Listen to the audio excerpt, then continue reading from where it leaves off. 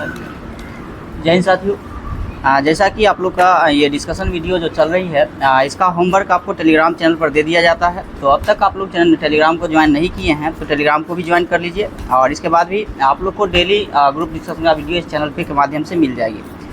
इसके बाद आज का डिस्कशन स्टार्ट करते हैं, जो कि बौद्ध धर्म स्टार्ट करते हैं। और बौद्ध धर्म में जितने भी प्रश्न आपको बनेंगे, लमसम हम सारा प्रश्न को जो है क्लियर करने का प्रयास करेंगे। बताइएगा, बौद्ध धर्म के संस्थापक कौन थे? गौतम बुद्ध से सही है। गौतम बुद्ध का जन्म कब हुआ था? 563 BC में हुआ था, सही है। इसके बाद बताइए, गौतम बुद्ध के पिता का नाम क्या था? सही है, शुद्धोधन, सही है। उनके माता का नाम क्या था? महामाया। गौतम बुद्ध के माता का नाम महामाया। अगर हम बात करेंगे गौतम बुद्ध के पिता की, शुद्धोधन, वो किस गण से संबंधित है? शाक्य गण से, सही है, शाक्य गण के मुखिया थे। इसके बाद अगर हम माता की बात करेंगे तो उनकी माता महामाया, वो किस वंश से थे? कोलीय वंश, सही है। ये याद रखिएगा, पूछा जाता है, कई बार एग्जाम में पूछा भी गया है। उनके पिता जो थे वो किस वंश से थे?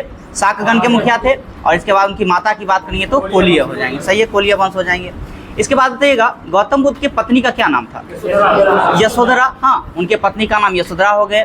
गौतम बुद्ध की अगर हम बात करते हैं तो गौतम बुद्ध की मृत्यु कब हुआ था? सही है, 483 BC में हुआ था, या ऐसा पूर्व कहें तो उसी में हुआ था। इसके बाद कहेंगे तो उनके पुत्र का एक पुत्र हुआ था, उसका क्या नाम था? राहुल था, सही है। गौतम बुद्ध के बचपन का नाम क्या था? सही है, सिद्धार्थ हो जाएंगे। गौतम बुद्ध ने जो गिरि त्याग किए थे वो क्या प्रतीक कहलाया? महाविनिष्कर्मण, सही है। और उसका प्रतीक क्या हुआ? घोड़ा हुआ था, सही है, घोड़ा हो जाएंगे। हाँ, उसका प्रतीक घोड़ा हुआ था, कहलाए महाविनिष्कर्मण, और उसका प्रतीक जो हुआ वो घोड़ा हुआ। इसके बाद बताइएगा, गौतम बुद्ध के जो है अगर हम लालन पालन की बात करेंगे तो किसके द्वारा किया गया?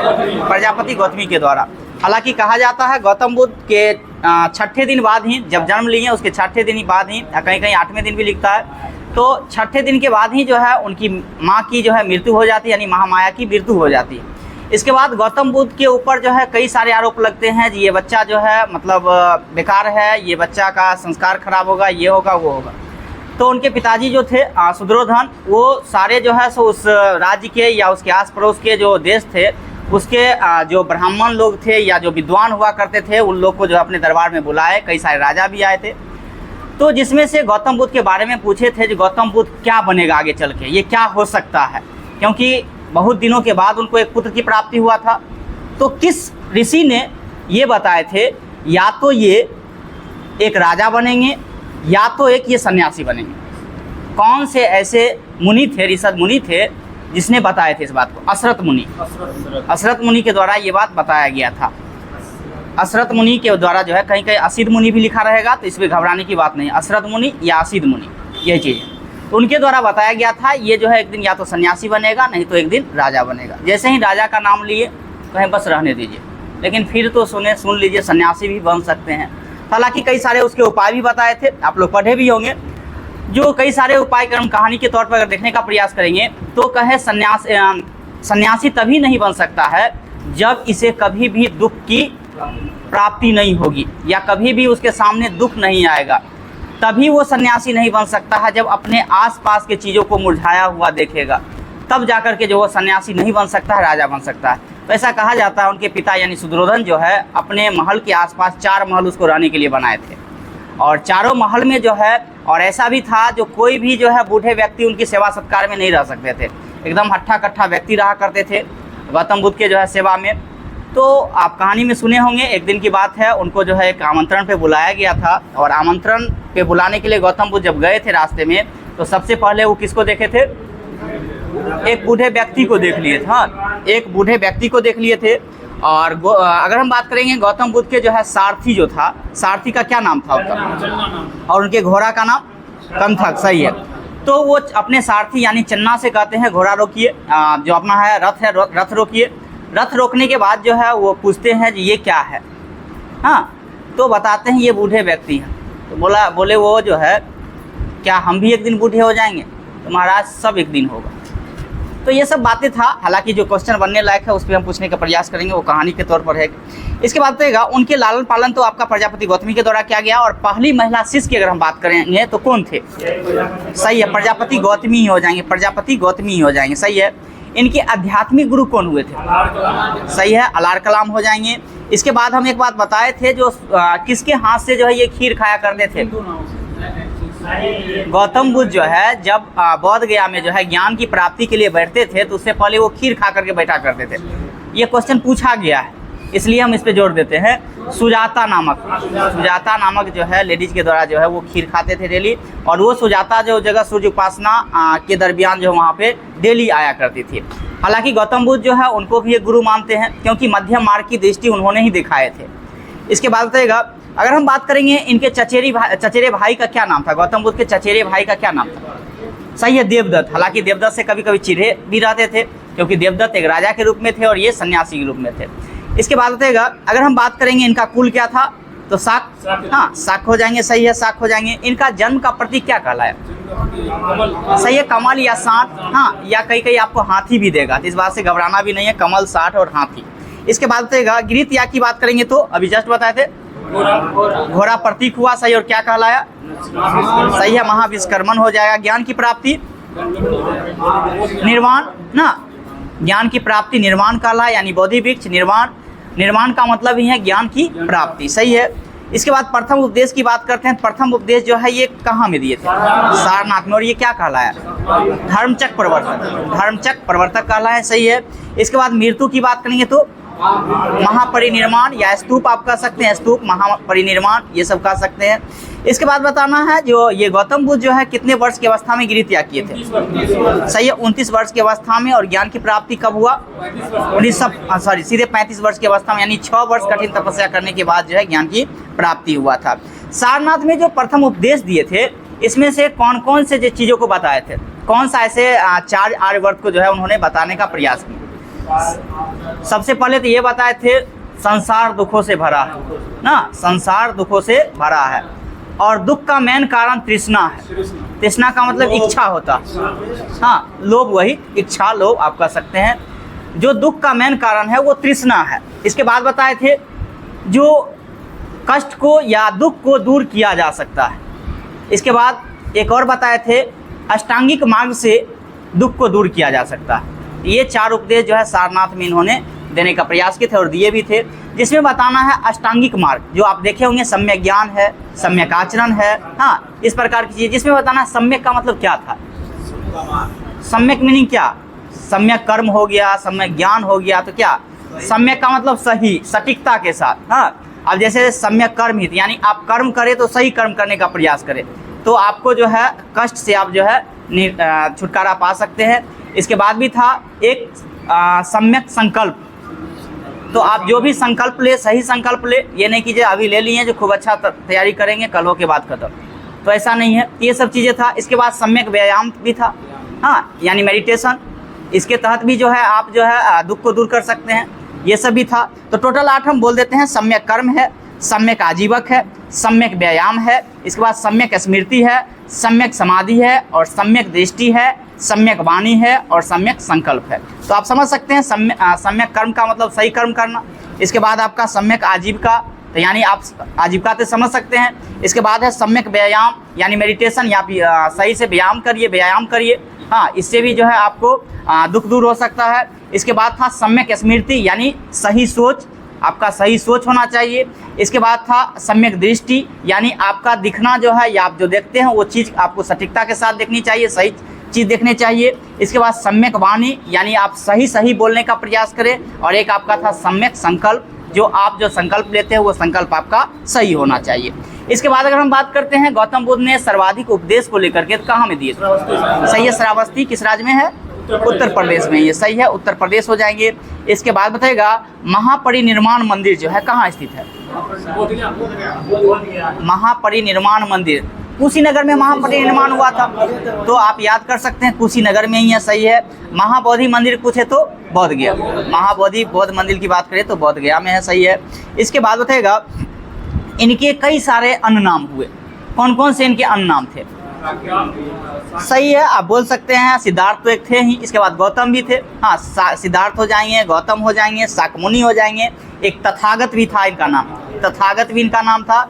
इसके बाद भी एक था आपका एशिया का लाइट ऑफ एशिया ना, लाइट ऑफ एशिया के नाम से भी हम गौतम बुद्ध को जानते हैं। सही है, यानी एशिया का प्रकाश पुंज इसको हिंदी में कहेंगे तो, हाँ, एशिया का प्रकाश पुंज के नाम से भी हम किसको जानते हैं, तो सिद्धार्थ या गौतम बुद्ध को ही जानते हैं।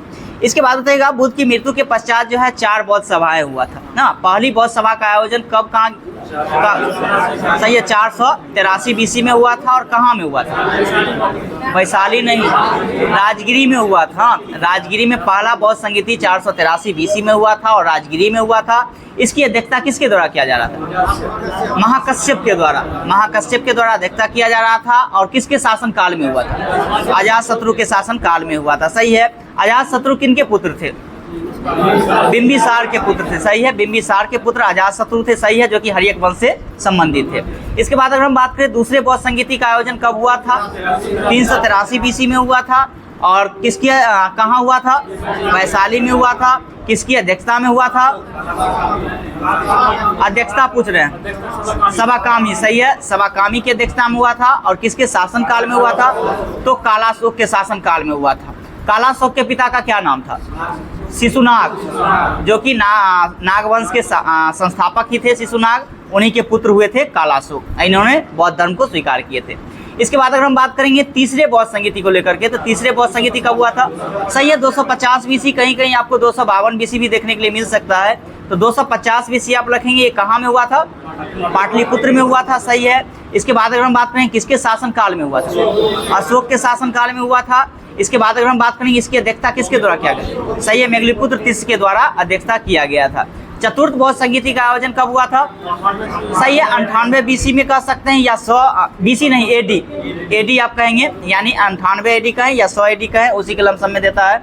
अगर हम बात करें कहाँ में हुआ था, कुंडलग्राम। सही है, जो कि कश्मीर में पड़ता है। इसके बाद अगर हम बात करें किसके शासन काल में हुआ था, कनिष्क के शासन काल में। इसकी अध्यक्षता किसके द्वारा किया गया था, वसुमित्र के द्वारा। और इसमें एक उपाध्यक्ष भी थे, कौन थे, अश्वघोष। सही है, चतुर्थ बौद्ध संगीति के उपाध्यक्ष अश्वघोष हो जाएंगे और अध्यक्षता वसुमित्र के द्वारा किया गया था। इसके बाद बताना है किस बौद्ध संगीति में जो है किस बौद्ध संगीति में जो है बताना है ये आपको, जो जैसे कि सूत पिटक और विनय पिटक की रचना किया गया था। कौन से बौद्ध संगीति में सूत पिटक और विनय पिटक की रचना किया गया, प्रथम बौद्ध संगीति। प्रथम बौद्ध संगीति में जो है सूत पिटक और विनय पिटक की रचना किया गया। जिसमें सूत पिटक की बात करेंगे तो बुद्ध के द्वारा दिया गया उपदेश की चर्चाएं किया गया है, यानी सूत पिटक में इसकी चर्चाएं की गई है। और विनय पिटक की बात करें तो कार्यशैली के बारे में बताया गया है। इसके बाद बताना है कौन से बौद्ध संगीति के दौरान जो है स्थिरवाद या अभिसंग की बातें किया गया, दूसरी बौद्ध संगीति। देखिएगा, स्थिरवाद क्या होता है उसको समझने का प्रयास करिएगा, और अभिसंग क्या होता था उसको समझने का प्रयास करेंगे। कोई आदमी जानते हैं, नहीं, सीधे रट गए, स्थिरवाद थेरवाद न। देखिएगा, पहली बौद्ध संगीति जो 483 BC में हुआ, दूसरी बौद्ध संगीति 383 BC में हुआ। लमसम 100 का अंतर रहा, 100 का अंतर रहा। तो जो बौद्ध के साथ, यानी जो पहले बौद्ध धर्म के साथ जुड़े रहे हैं, यानी बौद्ध सन्यासी के साथ पहले से जुड़े रहे हैं, वो स्थिरवाद कहलाए। और कुछ उसी में से कुछ भिक्षुओं को निकाला गया था, उसका सही से नियम प्रक्रिया को सही से लेकर के नहीं चलना, उसकी वजह से जो है लगभग 10,000 सन्यासी को उसमें से निकाल दिया गया। और वो जो 10,000 सन्यासी जो है गुट बनाए थे, उसे महासंघवाद के नाम से जाने, या अभिसंघ के नाम से हम जाने। तो 10,000 जो बौद्ध संघ से निकल गए थे, वो अपना एक अलग संघ बना लिए थे, उसे ही अभिसंघ कहा जाता है या महासंघ कहा जाता है। स्थिरवाद जो बौद्ध संघ में पहले से थे वही आपका स्थिरवाद हो गए। और अभिसंघ की बात करेंगे तो वो 10,000 जो अलग निकाले थे, वो अपना संघ बनाए थे, अलग से वो हुए। इसके बाद भी एक अभिधम पिटक की रचनाएं की गई है ना। अभिधम पिटक की रचनाएं किस बौद्ध संगीति के दौरान, तीसरे बौद्ध संगीति के दौरान। ये सब पूछता है। अभिधम पिटक की चर्चाएं तीसरे बौद्ध संगीति के दरमियान किया गया। सूत पिटक हो गया, विनय पिटक हो गया पहले बौद्ध संगीति, स्थिरवाद हो गया। इसके बाद भी अगर हम बात करेंगे तो अभी संघवाद हो गया, तो ये दूसरे बौद्ध संगीति में। इसके बाद अभी हम बात किए अभिधम पिटक की रचना तीसरे बौद्ध संगीति में। इसके बाद महायान और हीनयान, दो अलग अलग बौद्ध संप्रदाय जो है बट गया था, हीनयान में और महायान में। ये कौन से बौद्ध संगीति, तो चतुर्थ बौद्ध संगीति में। सही है। हीनयान और महायान में क्या अंतर था, क्या था, नहीं दोनों शाकाहारी ही थे, कोई मांसाहारी उसमें से नहीं थे। शाखा बोल रहे हैं, वो तो शाखा तो अलग अलग ब्रांचेस हो गया, वो तो अलग है। देखिएगा महायान और हीनयान में क्या अंतर रहा। महायान उसे कहा गया जो बौद्ध को मूर्ति पूजा करने लगे, जो लोग जैसे बौद्ध को जो है एक मूर्ति बना करके उसकी जो पूजा करने लगे उसे महायान कहा गया, और जो गौतम बुद्ध के कथनों विचार पर चलने वाले लोग थे उसे हीनयान कहा गया। महायान में आप कई सारे शासक को देख सकते हैं, जैसे कनिष्क हो गए, महायान संप्रदाय से ही संबंधित है। इसके बाद भी आप देख सकते हैं हर्षवर्धन को देख सकते हैं, ये भी आपका महायान से ही संबंधित है। तो इस प्रकार के शासक को जो है आप देख सकते हैं महायान संप्रदाय से जो संबंधित है। लेकिन आगे चल के एक और शाखा आप देखते होंगे वर्जियान आप देखते होंगे, जो कि 7वीं शताब्दी के अराउंड में जो है ये वर्जियान जो है सो आपका शाखा बना था। तो ये भी गौतम बुद्ध के ही संबंधित है। इसके बाद बताइएगा, अगर हम बात करेंगे हीनयान और महायान, जैसे देखे थे चतुर्थ बौद्ध संगीति में ही हीनयान और महायान को बांटा गया था। आगे चल के हीनयान भी रुका नहीं रहा, हीनयान भी 2 पार्ट में बट गया। आगे चल के जो है हीनयान भी 2 पार्ट में बट गया था। वो आपका था व्यवहासिक और एक था आपका सत्रांतिक, एक आपका था व्यवहासिक और एक सत्रांतिक था। महायान भी 2 पार्ट में बट गया आगे चल के, एक आपका था माध्यमिक शून्यवाद और एक था योगाचार विज्ञानवाद। माध्यमिक शून्यवाद का मतलब ये था जो आप 0 से स्टार्ट करें, हर चीज़ को 0 से स्टार्ट करने का प्रयास करें। जैसे कि आप एग्जाम्पल में देख सकते हैं नागार्जुन को माध्यमिक शून्यवाद के प्रवर्तक हुए। इसके बाद भी अगर हम बात करते हैं विज्ञानवाद को, यानी विज्ञानवाद का मतलब ये हुआ जो न तो आप किसी भी वेद को माने, ना वेद वगैरह को नहीं, क्या विज्ञान वेद को मानता है? कभी नहीं मानता है। इस प्रकार की चीज़ें विज्ञानवाद और शून्यवाद में जो है हाँ महायान संप्रदाय भी जो है 2 पार्ट में बट गया था आगे भी। इसके बाद बताइएगा, अगर हम बात करेंगे गौतम बुद्ध जो उपदेश दिए थे किस भाषा में दिए थे? सही है, पाली भाषा में दिए थे। इसके बाद बताना हीनयान के जो लोग हुए थे वो किस लैंग्वेज का प्रयोग करते थे? पाली का।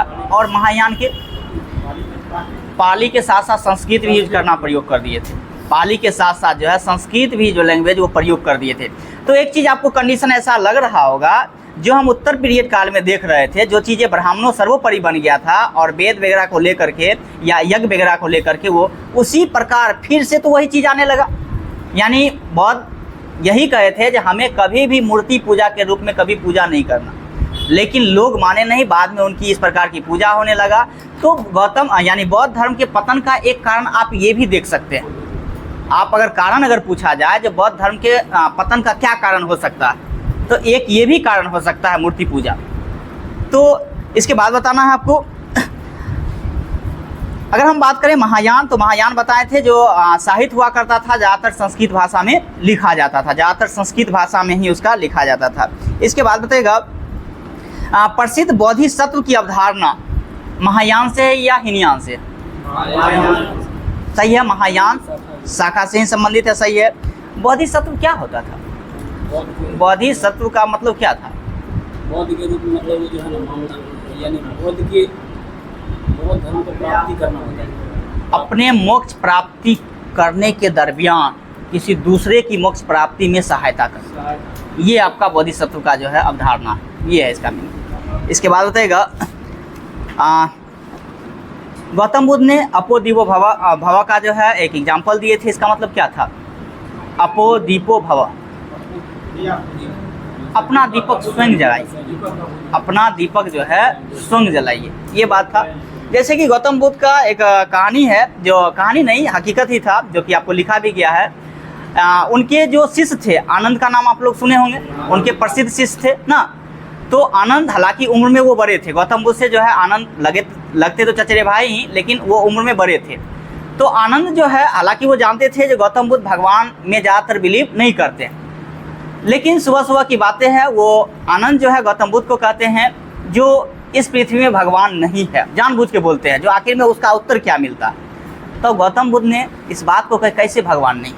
इतना जो हवा चल रही है, इतनी प्रकृति की सुंदरता है, हरा भरा है, फिर ये कैसे आया?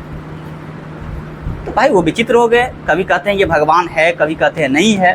फिर दोपहर का टाइम हुआ तो एक व्यक्ति आए और बोले इस पृथ्वी पे भगवान है।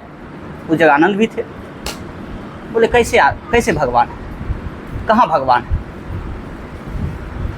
तो आनंद जो है इस बात को लेकर के गंभीरता लेने लगा। हम कह रहे हैं जो भगवान है तो वो कह रहे हैं, जो हम कह रहे हैं नहीं है तो वो कह रहे हैं, और दूसरे लोग पूछ रहा है जो है इस जीवन में तो कह रहे हैं कहाँ है। फिर जब तीसरे बात आया तो गौतम बुद्ध से एक व्यक्ति पूछते हैं इस जीवन में भगवान है या नहीं है इस दुनिया में, तो बोले सबसे सटीकता जवाब यही है, हम भी उसी चीज़ को ढूंढ रहे हैं, अभी तक हम भी वही चीज़ को ढूंढ रहे हैं। तो तीसरा जवाब जो था वो सटीकता उनका जवाब था। हालांकि गौतम बुद्ध ये नहीं कहते हैं जो इस दुनिया में भगवान नहीं थे, ईश्वर नहीं थे, वो कहते हैं ईश्वर है। और ऐसा भी ये नहीं कहते हैं ईश्वर है तो आप सीधे सीधे ईश्वर से प्राप्ति ऐसे कर सकते हैं कोई भी चीज़, उसके लिए बहुत सारा उपाय है, जैसा वो उन्होंने करने का प्रयास किए, मेडिटेशन भी बहुत सारा बात है। इसके बाद बताएगा, अगर हम बात करेंगे ना त्रिपिटक की, तो बौद्ध धर्म में कौन कौन से त्रिपिटक हुए थे? सही है, हाँ, क्या क्या, हाँ सही है, सूत पिटक, अभिधम पिटक और विनय पिटक। जैसा कि आप देख लिए, विनय पिटक और सूत पिटक की रचना किसमें हुआ था? प्रथम बौद्ध संहिता में, और अभिधम पिटक की रचना तीसरी बौद्ध संहिता में। सही है। इसके बाद बताएगा ये पिटक शब्द का मतलब क्या होता था? ये पिटक क्या था? पिटने वाला थोड़ी ना होगा वो पिटक। पिटक का मतलब टोकरी, टोकरी का मतलब ज्ञान की प्राप्ति, हाँ ये चीज़ था। पिटक का मतलब उस जगह जो था वो आपको ज्ञान की टोकरी था, ये नहीं कीजिए, हाँ ज्ञान की टोकरी हो जाएंगे। सही है। इसके बाद बताइएगा जातक कथाएं पूर्व जन्मों की जो है कहानियां है, जिसमें जो है जातक कथाओं की संख्या लगभग कितना है? 550 हो जाएंगे। सही है, 550। बताइएगा अनिश्वरवाद का मतलब क्या था? बौद्ध धर्म के महायान सिद्धांत था अनिश्वरवाद, एक था, तो इसका मतलब क्या होता था? हाँ सही है, इस सिद्धांत के अनुसार जो है ईश्वर का अस्तित्व नहीं है ना, इस सिद्धांत के अनुसार जो है ईश्वर का अस्तित्व नहीं है। इसके बाद बताएगा एक आस्तिक है और एक नास्तिक है ना, तो आस्तिक क्या था और नास्तिक क्या था? गलत जवाब, भगवान को मानने वाला नहीं, जो वेदों में ज्ञान रखने वाला या वेदों में रुचि रखने वाला, उसे हम आस्तिक कहलाएं। ये नहीं कि जो भगवान का मान लिए उसे आस्तिक, गलत मीनिंग है आपका। बोलने का तर्क आपका छोटा मोटा शब्द में ठीक है, लेकिन वो गलत शब्द है। जो वेद को मानने वाले लोग हुए उसे आस्तिक कहलाएं, और नास्तिक जो ईश्वर को नहीं माने वो नास्तिक कहलाएं, ये चीज़ था। इसके बाद बताइएगा एक था अनात्मवाद। अनात्मवाद का मतलब क्या था? आत्मा का कोई अस्तित्व नहीं है ना, आत्मा का कोई अस्तित्व नहीं है। सही है। इसके बाद बताइएगा अगर हम बात करेंगे जैसे कि बौद्धि मठ को लेकर के, तो कई सारे बौद्धि मठ है जो कि कई सारे राज्य में भी है, केंद्र शासित प्रदेश में भी है। जैसे बताना है आपका हेमिस मठ, कहाँ? लद्दाख में हो जाएंगे। सही है, लद्दाख में। सासुर मठ लाहौल स्पीति में। सही है, लाहौल स्पीति हो जाएंगे। मिर्रालिंग मठ सही है, देहरादून हो जाएंगे। एक आपका मिर्रालिंग है और एक नाम ड्रिलिंग है। सही है, नाम वाला आपका याद रखिएगा वो मैसूर कर्नाटक में है, और मिर्रालिंग वाला कहाँ है? तो देहरादून उत्तराखंड में। इसके बाद बताइएगा तवांग मठ की बात करें किस राज्य में है? तवांग अरुणाचल प्रदेश में। सही है, अरुणाचल प्रदेश में हो जाएंगे। थिक्से मठ कहाँ है? लद्दाख में हो जाएंगे। सही है। नामग्याल मठ किस राज्य में है? धर्मशाला हिमाचल प्रदेश। हाँ, नामग्याल मठ की बात करें तो धर्मशाला हिमाचल प्रदेश में हो जाएंगे। इसके बाद बताइएगा एक भाजा गुफाएं हैं, बताना है ये किस धर्म से संबंधित है? भाजा। सही है, बौद्ध धर्म से संबंधित है। और ये किस राज्य में है? भाजा गुफाएं महाराष्ट्र में है। सही है, 22 चट्टान को काट करके ये बनाया गया गुफा है। हाँ, तो याद रखिएगा भाजा गुफाएं जो कि महाराष्ट्र में है। और ये बताना है ये हीनयान से संबंधित है या महायान से संबंधित है? हीनयान से संबंधित है, हीनयान शाखा से संबंधित हो जाएंगे। शैव धर्म भी था ना। चलिए इसके बाद बताइएगा शैव धर्म में बताइएगा शिवलिंग उपासना का प्रारंभिक पुरातात्विक साक्ष्य कहाँ से मिलता है? सही है, हड़प्पा संस्कृति के अवशेष से मिला है, हड़प्पा संस्कृति के अवशेष से ही मिला है। ऋग्वेद में शिव के लिए जो है कौन से नामक देवता का उल्लेख किया गया है? सही है, रुद्र नामक देवता का उल्लेख किया गया है। बताइएगा अथर्ववेद में जो है शिव के लिए कई सारे शब्द का प्रयोग किया गया है, बताना है कौन कौन से शब्द का प्रयोग किया गया है? भव है, सर्व है, पशुपति है, भूपति है। हाँ, अथर्ववेद में ऐसा कहा गया है। इसके बाद बताइएगा अथर्ववेद की बात करते हैं तो अथर्ववेद की उत्पत्ति की बात करेंगे तो किस पीरियड में? ऋग्वैदिक था या उत्तर वैदिक था? उत्तर वैदिक काल में। सही है, उत्तर वैदिक काल हो जाएंगे। सही है। जादू टोना वाला वेद भी अथर्ववेद को ही कहते हैं। सही है। इसके बाद बताएगा शिव की पत्नी की सम रूप है कौन कौन सा है? सही है, पद्मा है, पार्वती है, गौरी है, भैरवी है। हाँ, ये सब नाम से भी कभी कभी पूछा जाता है, हिंदी में पूछ देगा आपको। पार्वती किसका नाम है? हाँ, इस प्रकार से उमा हो गया। हाँ, इसके बाद बताइएगा वामन पुराण में शैव संप्रदाय की शाखाएं कितनी बताई गई? 4। सही है। कौन कौन सा? पशुपति। सही है, पशुपति है, कपालिक है, इसके बाद भी सही है, कालामुख हो जाएगा, इसके बाद लिंगायत हो जाएगा, लिंगायत हो जाएंगे। सही है, लिंगायत। पाशुपत संप्रदाय शैव का सर्वाधिक प्राचीन संप्रदाय है, इसके संस्थापक कौन थे? सही है, लकुलिश हो जाएंगे। सही है। जिन्हें भगवान शिव को कितना अवतारों का एक माना गया? 18। सही है, 18 हो जाएंगे। इसके बाद पाशुपत संप्रदाय के अनुयायी को क्या कहा गया? पंचार्थिक। सही है, पंचार्थिक कहा गया। सही है। इसके बाद रहेगा इस मत का प्रमुख सैद्धांतिक ग्रंथ कौन सा था? ये पाशुपत संप्रदाय का जो है प्रमुख सैद्धांतिक ग्रंथ कौन सा हुआ? पाशुपत सूत्र। पाशुपत सूत्र हो जाएंगे। सही है। कपालिक संप्रदाय के इष्ट देव कौन थे? सही है, भैरव हो जाएंगे। सही है। संप्रदाय का प्रमुख केंद्र जो था वो कहाँ था? श्रीशैल नामक स्थान पे था। सही है। इसके बाद है बसव पुराण में लिंगायत संप्रदाय के प्रवर्तक कौन थे? बसव पुराण में लिंगायत संप्रदाय के प्रवर्तक कौन थे? अल्लभ प्रभु। अल्लभ प्रभु हो जाएंगे। सही है। इसके बाद देगा लिंगायती का प्रमुख धार्मिक ग्रंथ कौन सा है? सही है, सुन संपादने। सही है, सुन संपादने हो जाएंगे। सही है। इसके बाद देगा नाथ संप्रदाय की स्थापना किसके द्वारा किया गया था? नाथ। सही है, मतेंद्र नाथ के द्वारा किया गया था। नाथ जो है मतेंद्र नाथ के द्वारा ही किया गया था। इसके बाद देगा नैनार संत की संख्या जो है कितना बताया गया है? 63 है। नैनार का 63 बताया गया है। सही है, 63 हो जाएंगे। इसके बाद देगा एलोरा के प्रसिद्ध कैलाश मंदिर का निर्माण किसके द्वारा करवाया? राष्ट्रकूट शासक के द्वारा ही करवाया गया था। सही है, कृष्ण प्रथम के द्वारा ही करवाया गया था। एक था आपका कांची के कैलाश मंदिर का निर्माण किसके द्वारा करवाया गया था? पल्लव शासक कौन? द्वितीय। कांची के कैलाश मंदिर का निर्माण नरसिंह वर्मन द्वितीय। और एक और बताए थे महाबलीपुरम के रथवाला में तो अलग था। हाँ, महाबलीपुरम के सौर मंदिर का निर्माण किसके द्वारा करवाया गया? ये भी नरसिंह वर्मन द्वितीय के द्वारा। लेकिन महाबलीपुरम के एकाश्म मंदिर का निर्माण किसके द्वारा? ये नरसिंह वर्मन प्रथम के द्वारा करवाया गया था। याद रखिएगा, कंफ्यूज हो जाता ऑप्शन आएगा तो आपको। इसके बाद रहेगा राजराजेश्वर शैव मंदिर का निर्माण किसके द्वारा करवाया गया? सही है, राजराज प्रथम के द्वारा ही करवाया गया था। और इसका एक अन्य नाम भी है, राजराजेश्वर मंदिर का एक अन्य नाम कौन सा? बिरदेश्वर मंदिर। सही है, बिरदेश्वर मंदिर नाम है। सही है, बिरदेश्वर मंदिर हो जाएंगे। इसके बाद रहेगा कुषाण शासक की मुद्राओं पर जो है किसका एक अंकन प्राप्त होता है? सही है, शिव और नंदी के साथ साथ जो है इसका अंकन प्राप्त हुआ है मुद्रा पर। इसके बाद रहेगा वैष्णव धर्म के विषय में प्रारंभिक जानकारी हमें किससे मिलती है? उपनिषद से। उपनिषद से। सही है, उपनिषद हो जाएंगे। इसके बाद वैष्णव धर्म के प्रवर्तक कौन थे? कृष्ण ना, वैष्णव धर्म के प्रवर्तक कृष्ण थे। सही है, कृष्ण हो जाएंगे। अच्छा, यहीं तक था।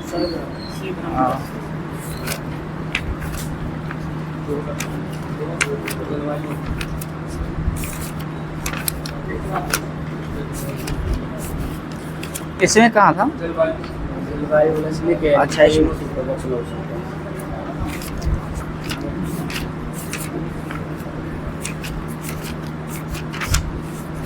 ये बताएगा जलवायु था ना। जयमंडल आरक्षित क्षेत्र की अगर हम बात करते हैं तो कितना है भारत में? सही है, 18 हो जाएंगे। इसके बाद बताएगा जलवायु, चलिए बताएगा किसी क्षेत्र में लंबे समय तक जो मौसम की स्थिति होती है उसे क्या कहते हैं? सही है, जलवायु। सही है, जलवायु। और कम समय के लिए अगर रहे तो मौसम कहते हैं। सही है, कम समय में मौसम हो जाएंगे और लंबे समय तक जलवायु। लगभग 30 वर्ष तक, लगभग 30 वर्ष से अधिक रहे तो आपका जलवायु हो जाएगा, और कुछ समय के लिए आए तो उसे मौसम कहेंगे। भारत में मौसम संबंधित सेवा कब आरंभ हुआ? 1875 में। और इसका मुख्यालय कहाँ बनाया गया? पहले शिमला में बनाया गया और इसके बाद कहाँ बनाया गया? पुणे में बनाया गया। सही है। उसके बाद जो है प्रथम विश्व युद्ध के बाद जो है पुणे में बनाया गया। सही है। इसके बाद देगा नहीं, अभी फिलहाल पुणे में है। तब इसका शिमला में था। प्रथम विश्व युद्ध के बाद इसका मुख्यालय पुणे में आ गया। अब भारत में मौसम संबंधी मानचित्र वहीं से प्रकाशित हुआ, पुणे से ही मौसम संबंधी मानचित्र की अगर हम बात करेंगे तो पुणे से ही ये मिलती है।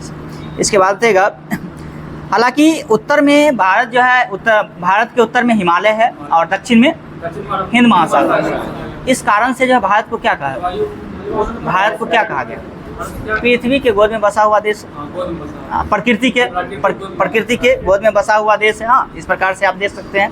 यानी उत्तर में अगर देखें तो हिमालय है और दक्षिण में देखें तो हिंद महासागर।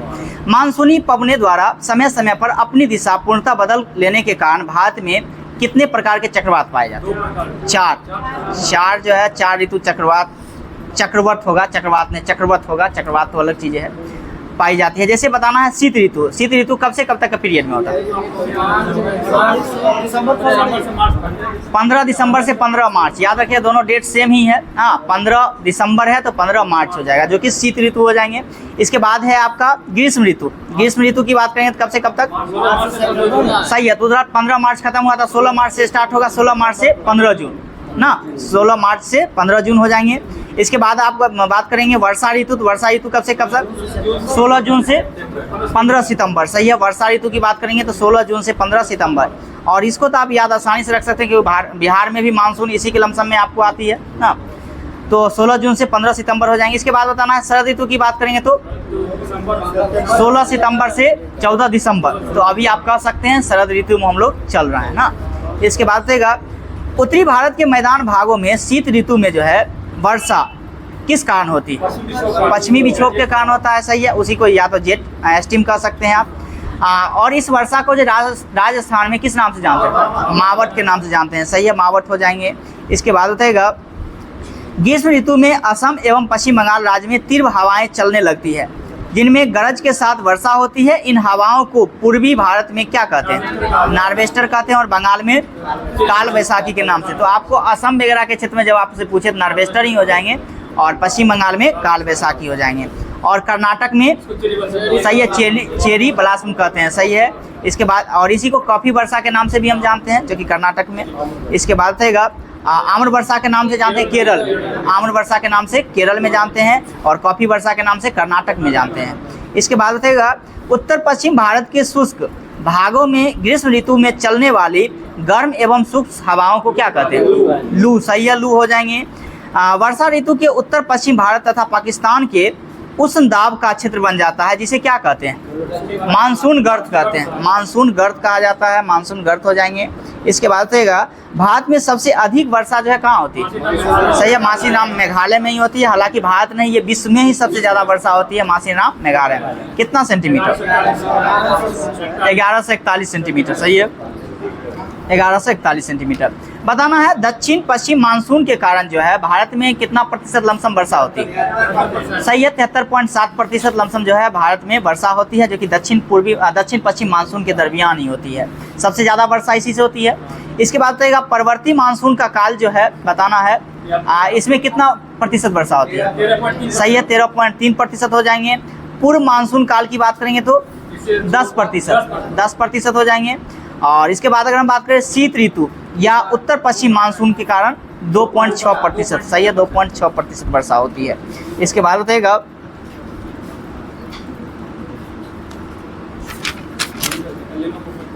ये सब भी था, अच्छा ऊपर था। बताएगा जहाँ सबसे ठंडे महीने का औसत तापमान 18 डिग्री सेल्सियस और -30 डिग्री सेल्सियस के बीच रहता है, उसे कौन से जलवायु कहते हैं? किस प्रकार? गर्म ठंडा, इस प्रकार में बोलना। गर्म जलवायु कहते हैं, गर्म जलवायु। सुनिए क्वेश्चन, जहाँ सबसे ठंडे महीने का औसत तापमान 18 डिग्री सेल्सियस और -3 डिग्री सेल्सियस के बीच हो तो उसे जो है गर्म जलवायु कहते हैं। हाँ, और जहाँ सबसे गर्म महीने का औसत तापमान 10 डिग्री सेल्सियस से अधिक और सबसे ठंडे महीने का औसत तापमान -3 डिग्री सेल्सियस से कम रहता है, उसे क्या कहते हैं? हिम जलवायु कहते हैं। इसके बाद सही है, ठंडा। इसके बाद बताएगा जहाँ तापमान की तुलना में वर्षण बहुत ही कम होती है, शुष्कता कम होने पर यह अर्ध शुष्क मरुस्थल कहलाता है। तो सही है, क्या कहलाएगा ये? शुष्क जलवायु, यानी सूखा हुआ। हाँ, शुष्क जलवायु हो जाएंगे। इसके बाद बताएगा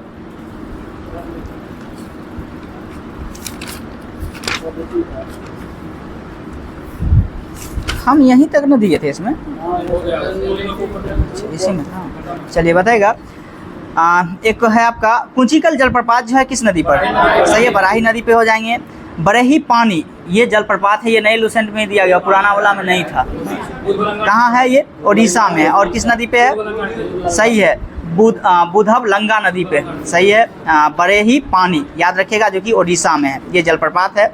इसके बाद बताएगा नौका लिकई, ये भी जलप्रपात है, ये किस राज्य में? सही है, मेघालय में है। सही है, मेघालय में है।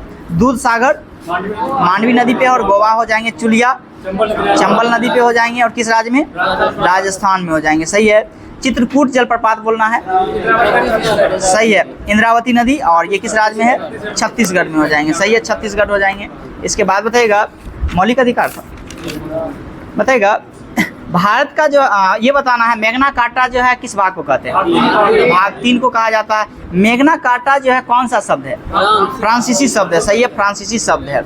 हाँ सही है, और लिया गया कहाँ से? तो इंग्लैंड से लिया गया। सही है, इंग्लैंड से लिया गया है। आर्टिकल की बात करते हैं तो मौलिक अधिकार कहाँ से कहाँ तक आर्टिकल? सही है, आर्टिकल 12 से 35 में हो जाएंगे। सही है, आर्टिकल 12 से 35 हो जाएंगे। इसके बाद बताइएगा अगर हम बात करेंगे मौलिक अधिकार जो कि आपातकाल के दौरान नष्ट हो जाती, कौन से ऐसे मौलिक अधिकार है जो कि नष्ट नहीं होती? सही है, आर्टिकल 20 और 21 जो है नष्ट नहीं होते हैं। आर्टिकल 20 और 21 ये बताना है। आर्टिकल 20 जो और 21 जो नष्ट नहीं होते हैं, किस आर्टिकल की सहायता से ये नष्ट नहीं होते? 358 358 सही है, यानी 358 अनुच्छेद के अनुसार। हाँ सॉरी, एक सेकंड गलती बोल दिए। हाँ 359 के दरमियान नष्ट नहीं होता है, और बाकी का जो नष्ट हो जाता है वो 358 के तहत नष्ट होता है, याद रखना है। सही है, यानी मौलिक अधिकार आपातकाल के दौरान जो नष्ट हो जाता है, यानी 19 आप कह सकते हैं, ये भी सारे के सारे नष्ट हो जाते हैं। ये आपका 358 के तहत जो है ये नष्ट हो जाते हैं, और जो आर्टिकल 20 और 21 जो है वो नष्ट नहीं होते हैं, वो आर्टिकल 359 के तहत नष्ट नहीं होते हैं। सही है। इसके बाद बताइएगा अगर हम बात करेंगे जिसमें आर्टिकल की बात करें तो आर्टिकल 14 में क्या है? सही है, विधि के समक्ष समानता है। समता या समानता का अधिकार किस आर्टिकल से किस आर्टिकल में? 14 से 18 में है। सही है, 14 से 18। इसके बाद स्वतंत्रता का अधिकार किस आर्टिकल से किस आर्टिकल? 19 से 22। हाँ, इसके बाद शोषण के विरुद्ध अधिकार 23-24 में दिया गया है। धार्मिक स्वतंत्रता का अधिकार 25 से 28 में दिया गया है। अल्पसंख्यकों के वर्ग में जो हितों का संरक्षण 29-30 में दिया गया है। सही है, यानी और इसके बाद अगर हम बात करें संवैधानिक उपचारों का अधिकार तो आर्टिकल 32 को। इसके बाद बताना है संवैधानिक उपचार का अधिकार को जो है किसने जो है संविधान की आत्मा कह के बताया? सही है, भीमराव अम्बेडकर, यानी आर्टिकल 32 का प्रयोग के बारे में बताए हैं, उसमें संवैधानिक उपचारों का अधिकार ही है, तो उसको संविधान की आत्मा कह करके जो है बताए हैं। कौन? तो भीमराव अम्बेडकर के द्वारा ही बताया गया है। इसके बाद बताइएगा अगर हम बात करेंगे आर्टिकल 19, तो आर्टिकल 19 के 1 में क्या है? बोलने की आज़ादी है। सही है, बोलने की आज़ादी है। आर्टिकल 19 के बी में क्या है? सही है, सभा करने की है। हाँ, शांतिपूर्ण आप सभा करिए, ये चीज़ है। बिना हथियार के, यानी हथियार रहित, तो बिना हथियार के आप कर सकते हैं। इसके बाद भी अगर हम बात करेंगे आर्टिकल 19 का सी में क्या है? सही है, संघ बनाने की स्वतंत्रता दिया गया है। इसके बाद 19 के 4 में क्या है? सही है, भारत के किसी भी राज्य में आप घूम फिर सकते हैं, इसकी आज़ादी दिया गया है। पहले तो पाबंदी था, लेकिन अब पूरे भारत, पहले जम्मू कश्मीर में था, लेकिन अब जो है कहीं भी आप घूम सकते हैं। इसके बाद अगर हम बात करेंगे आर्टिकल 19 का ई में क्या है? तो बसने की, यानी कोई भी राज्य आप घूमने के लिए गए तो आप वहाँ बस भी सकते हैं। हाँ, तो ये आपका 19 का ई में है। इसके बाद एफ में क्या था? संपत्ति का अधिकार। आर्टिकल 19 के एफ में संपत्ति का अधिकार था, जिसको अभी फिलहाल हटा दिया गया। और आर्टिकल की अगर हम बात करें तो 300 के क में रख दिया, और भाग की बात करेंगे तो भाग 12 में रख दिया गया। तो संपत्ति के अधिकार को जो है हटाया गया। और इसके बाद अगर हम बात करेंगे जी की बात करेंगे, यानी 19 के जी में किसकी चर्चाएं की गई है? तो जीविका ना, जीविका यानी जीविकोपार्जन कर सकते हैं, कहीं भी व्यापार वगैरह ये कर सकते हैं अपना जीवन चलाने के लिए। तो ये आपका 19 के जी में है। इसके बाद बताना है जो ये संपत्ति के अधिकार जो था किस संविधान संशोधन के तहत हटाया गया? सही है, 44वां संविधान संशोधन 1978 में हुआ था। सही है, 44वां संविधान संशोधन। अगर हम बात करें 42वां संविधान संशोधन कब हुआ था? 1976 में। सही है, 1976 में हुआ था। इसके बाद बताएगा मूल अधिकार की मांग कांग्रेस के घोषणा पत्र में कब आया था? 1931 में आया था। सही है, 1931 के कांग्रेस अधिवेशन की अध्यक्षता किसके द्वारा किया जा रहा था? सरदार वल्लभ भाई पटेल के द्वारा किया जा रहा था। और ये मौलिक अधिकार से संबंधित जो है घोषणा किसके द्वारा पेश किया गया? जवाहरलाल नेहरू के द्वारा पेश किया गया था। सही है, जवाहरलाल नेहरू के द्वारा ही, या प्रारूप भी उन्होंने ही बनाए थे ना, जवाहरलाल नेहरू के द्वारा ही प्रारूप बनाया गया था। इसके बाद बताइएगा विधि के समक्ष समता कितना आर्टिकल? 14 में है। और विधि के समक्ष समता का मतलब ये है राज्य किसी भी व्यक्ति के लिए समान कानून बनाए, ये चीज़ें है। लेकिन सबसे ज़्यादा आर्टिकल यही विवादित है सुप्रीम कोर्ट में या हाई कोर्ट में, क्योंकि ऐसा तो हो नहीं सकता।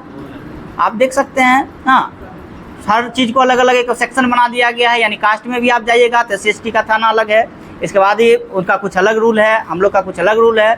महिलाओं के पे आप जाइएगा तो उसका भी कुछ ना कुछ संरक्षण है, हम लोग का संरक्षण है। तो ये कभी हो नहीं सकता। सबसे ज़्यादा विवादित आर्टिकल है तो आर्टिकल 14 ही, अनुच्छेद 14 ही। ये बताना है विधि के समक्ष समता जो है किस देश से लिया गया, ब्रिटेन से लिया गया, सही है। और विधि द्वारा स्थापित प्रक्रिया कहाँ से, जापान से। तो विधि के समक्ष समता की बात करिए या समानता की बात करिए तो ये आपका ब्रिटेन है, और विधि द्वारा स्थापित प्रक्रिया जापान से लिया गया, सही है। इसके बाद बताइएगा विधि द्वारा स्थापित प्रक्रिया मतलब जितना भी आपके पास कानून बन रहा है, जितना भी मान के चलिए, जैसे मान के चलिए आप ये ले लिए विधि के समक्ष समानता ले लिए, या बहुत सारा और आर्टिकल है जो आप ब्रिटेन से लेने का प्रयास किए हैं। तो उसके रूप में चलना कानून जो है एक स्थापित प्रक्रिया करना, जैसे कि जापान में उस प्रकार की चीज़ें हैं तो वहाँ से एक कंडीशनल से जो है लिया गया और उसी के तरीक़ा से जो है ये चलेगा, समझ देश चलेगा, ये चीज़ है। ये संविधान, ये जो आर्टिकल है इसी के तहत जो है वो देश हो या कानून हो, जहाँ भी जो चीज़ लागू होगा वो उसके तहत होगा, ये चीज़ है समान विधि द्वारा स्थापित प्रक्रिया। इसके बाद अगर हम बात करेंगे तो धर्म हो गया, नस्ल हो गया, जाति हो गया, लिंग आधार पे भेदभाव आपको नहीं करना। ये आर्टिकल कितना बताता है, 15। और आर्टिकल 15 तो शायद एक सिनेमा मूवी भी आया था ना, आर्टिकल 15 मूवी भी आया था, इसके बारे में बताया गया ना, ये बताया गया था। इसके बाद बताया लोक नियोजन के विषय में अवसर की समानता, सही है, 16 है। जैसे आप देख सकते हैं SC हो गया, ST हो गया, इसके बाद EWS को भी आप देख सकते हैं, इसके बाद OBC को भी देख सकते हैं। तो इन सब लोग को जो है कुछ ना कुछ विशेष उपबंध दिया गया है, यानी विशेष छूट दिया गया है। जैसे गवर्नमेंट सेक्टर में ही आप जाइए, हालांकि वो छूट अब नाम का चल रहा है, लेकिन सरकार के नज़र में है वो छूट, क्योंकि OBC और जनरल में कटअप का कोई ज़्यादा आप नहीं देखते होइएगा, लेकिन उसके लिस्ट में है, उसके चिट्ठा में है ये चीज़ जो हम ये दे रहे हैं, हाँ, उसके लिए छूट है। तो ये सब चीज़ की अगर हम बात करेंगे तो आर्टिकल 16 में, सही है। अस्पृश्यता कांड का मतलब छुआछूत से संबंधित, हाँ, ये कितना में है, 17 में, सही है।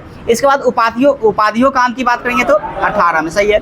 जैसे कि भारत रत्न हो गया, परमवीर चक्र हो गया, पद्म विभूषण हो गया, तो ये सब जो है आर्टिकल 18 का प्रयोग करके ही उसको दिया जाता है, सही है। इसके बाद बताइएगा कितने ऐसे मौलिक अधिकार हैं जो सिर्फ और सिर्फ भारतीयों को प्राप्त है, 5 को। कौन आदमी सही बोले, कौन कौन सा है, सही है, 15, 16, 19, 29, 30। आर्टिकल 15, 16, 19, 29, 30 ये सिर्फ और सिर्फ भारतीयों को ही प्राप्त है आर्टिकल। ये आर्टिकल 15, 16, 19, 29, 30 ये सिर्फ और सिर्फ भारतीयों को ही प्राप्त है। स्वाभाविक सी बात है, अगर ये विदेशी को दे देते तो वो कहीं नाजायज फायदा उठाता। जैसे एग्जाम्पल में हम समझाने का प्रयास करें आर्टिकल 15 में, यानी किसी भी व्यक्ति को जो है या जन्म हो या मूल हो या उसका रंग हो या भेदभाव, उस प्रकार से आप भेदभाव किसी व्यक्ति के साथ नहीं कर सकते। लेकिन ये नहीं कहता है जो आप विदेशी के साथ ऐसा नहीं कर सकते। ऐसा नहीं पाकिस्तान के प्रधानमंत्री भारत में आ जाए और कुछ गलत करे तो हम उसको कुछ नहीं बोले, आप बोल सकते हैं, खुले हैं वो। आप विदेश का कोई भी लोग के साथ आप बोल सकते हैं, गाली भी देना है तो आप दे सकते हैं, क्योंकि वो उसके लिए आर्टिकल नहीं है। वो 15 जो है सिर्फ और सिर्फ भारतीयों के लिए है। अब जैसे आर्टिकल 16 की बात करेंगे, अगर मान के चलिए अभी आप बिहार दरोगा की नौकरी की तैयारी कर रहे हैं, 2000 सीट आया और इसमें क्या कर रहा है, विशेष छूट की अगर बात कर रहा है, जिसमें छूट में आप देखें SC है, इसके बाद भी अगर हम बात करेंगे तो OBC हो गया, EWS हो गया। अगर ये सब छूटें जो है मान के चलिए अगर विदेशियों को अगर हम दे देते हैं, जो आप भी बिहार दरोगा का फॉर्म निकला है बिहार में और आप चाइना वाला लोग जो फॉर्म भर दीजिए तो पता चलता है यहाँ सुफरा साफ हो जाता। क्या चाइना वाला अगर फॉर्म डाल देते तो स्वाभाविक सी बात है सुफरा साफ हो जाएगा।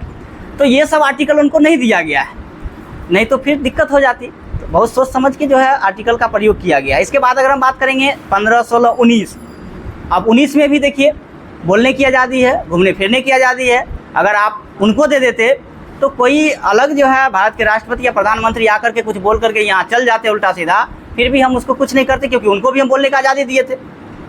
तो ये भी उनको नहीं दिया गया है। इसके बाद भी आप देखेंगे 19 के बाद 29, तो 29 में क्या था, अल्पसंख्यक वर्ग, इसकी बात करता है। हाँ, तो ये भी अल्पसंख्यक समुदाय के बारे में बता रहा है। और 30 में भी आप जानते हैं शिक्षण संस्थान के बारे में। हाँ, तो शिक्षण संस्थान में भी अगर आप जानते हैं जो दूसरा कहीं देश में इस प्रकार के शिक्षण संस्थान को चलाएं और ज़्यादातर सिविल सर्विस की वहीं लोग तैयारी करें, वहाँ से आकर के फिर यहाँ आए, तो फिर मेरे ख्याल से दिक्कत हो जाएगी। तो जितने भी आर्टिकल सिर्फ और सिर्फ भारतीयों को दिया गया है, बहुत ही सोच समझ के दिया गया। हाँ, मौलिक अधिकार। इसके बाद अगर हम बात करेंगे तो अपराध के लिए दोष सिद्ध के संबंध में संरक्षण किस आर्टिकल में? आर्टिकल 20 में दिया गया, सही है। और कुछ दशा में गिरफ्तारी की बात करेंगे तो आर्टिकल 22 में, सही है। कुछ दशा में गिरफ्तारी आर्टिकल 22 में, सही है। इसके बाद अगर हम बात करेंगे 6 से 14 वर्ष के बच्चों को निःशुल्क शिक्षा, 21 का क, सही है, 21 के क है, सही है। इसको किस संविधान संशोधन से जोड़ा? सही है, 86वां संविधान संशोधन 2002 के तहत इसे जोड़ा गया था, सही है, ये पहले नहीं था। इसके बाद अगर हम बात करते हैं जो 21 सीधे आर्टिकल 21 की बात करें तो किस चीज़ के बारे में बताता है? सही है, जीवन जीने का अधिकार ना, जीवन जीने का। अगर हमको पानी पीने का अधिकार है तो हम पी लेंगे, उसे कोई रोक नहीं सकता है। हाँ, और इसके लिए एक आया था, क्या आया था? राष्ट्रीय हरित न्यायीकरण, हाँ, NGT आया था, जो कि 2010 में आया था, जलवायु से संबंधित था ना। 18 अक्टूबर 2010 को आया था ये। हाँ, तो इसमें संबंधित क्या क्या था? तो आप जो है पर्यावरण, ये राज्य का कर्तव्य बनता है जो आप पर्यावरण को स्वच्छ बनाएं, और उसको जो भी व्यक्ति है उनको जीने के लिए स्वच्छ हवा की ज़रूरत है। ये सब चीज़ से, पॉल्यूशन से भी संबंधित था, ये सब इसी में था। इसके बाद बताएगा कोई भी व्यक्ति जो है अपने मनचाहे लड़का या लड़की से शादी विवाह कर सकता है। ये आर्टिकल 21 ही आपको देता है, कर सकते हैं, सही है, सीधे आर्टिकल 21 हो जाएंगे। इसके बाद बताएगा निवारक निरोध अधिनियम, ये कब आया था? 1950 में आया था, सही है। और इसके तहत जो है आप 3 महीना जो है संदेह पर आपको उठाता तो 3 माह तक जो है आप बने रह सकते थे बंदी में, हाँ, वही जेल में। हाँ, तो उसके अधिक भी अगर उसको रखने का मन होता तो अपने पर्यवेक्षक से जो है वो अपना परमिशन ले लेता और आपको आगे भी लग सकता था। तो ये आपका जो आया था निवारक निरोध अधिनियम 1950 में आया था। एक आपका आया था आंतरिक सुरक्षा व्यवस्था अधिनियम, कब आया था? 1971 में। और मज़े की बात ये है 1971 में जो लालू प्रसाद के बेटी का नाम जो है मीसा भारती है, लालू प्रसाद को इसी एक्ट के तहत उन्हें गिरफ्तार कर लिया गया था, और उन्हीं के दरमियान जो है उनको एक बेटी हुआ था, तो इस एक्ट के तहत ही गिरफ्तार किया, तो इसी के नाम से उन्हें मीसा भारती नाम रख दिया। हाँ, तो मज़े की बात ये भी है। मीसा का जन्म जो है 1976 में हुआ, मीसा भारती का जन्म जो है आप देख लीजिएगा गूगल वगैरह पे, तो 1976 में हुआ। हाँ, इसके बाद बताइएगा इन्हीं के नाम पे उसे मीसा ही रख दिए थे। राष्ट्रीय सुरक्षा कानून की बात करते हैं तो ये कब आया था? 1980 में आया था, सही है, 1980 हो जाएंगे। आतंकवादी एवं विध्वंसकारी गतिविधि निरोध कानून, जिसे टाडा कहा गया ना, टाडा कहा गया, ये बहुत कड़ा कानून था, बहुत ही खतरनाक कानून था। इसको समाप्त कर दिया, उसके बाद आया था लेकिन इसको समाप्त 1995 में जो है इसको हटा दिया गया था। पोटो बताइएगा, पोटो कब लागू हुआ था? 2001 में लागू हुआ था, सही है। पोटो का नाम भी चेंज किया, पोटा कर दिया था, कब किया? 2002 में। और फिर पोटा खत्म कब हो गया? 4 में। तो सीक्वेंस है आपका 2001, 2002, 2004, तो याद रखिएगा 1, 2, 4। हाँ, 2001 में पोडो टाटा एक साथ रूप, दोनों एक साथ काम करने लगा। हाँ, चेंज नहीं किया था, पोडो टाटा का एक ही जो है रूप है, दोनों का एक रूपता है। इसके बाद देगा ज्ञान बिंदु से पूछ लेते हैं। 3 नंबर सेट है, 4 नंबर 4 हो ना।